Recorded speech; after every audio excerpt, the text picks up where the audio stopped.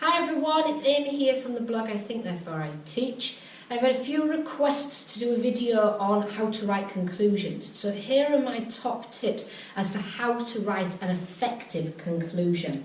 So first of all, the do's and don'ts as far as conclusions are concerned.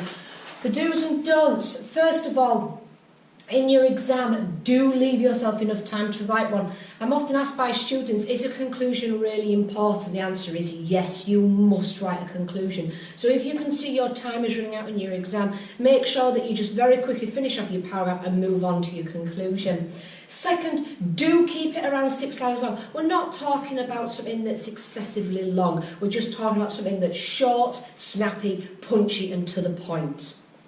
Number 3, do not write in any new arguments. The conclusion is a summation, a summary of what you have already argued. It is not the place to bring in new arguments because new arguments need you to explain, justify, evaluate, and you do not have time to do that in your conclusion. That should already have been done earlier.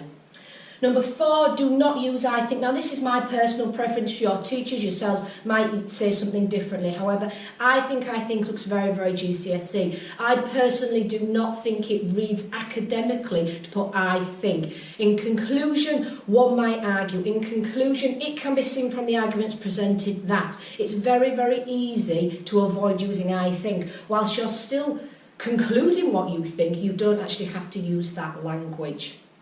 Number 5, this is the most important thing. No matter what you do, you have to get off the fence. If you run out of time and you have 1 minute left in your exam, just do this. In conclusion, it is clear that, go back to the question and just get off the fence. Argue one way or the other.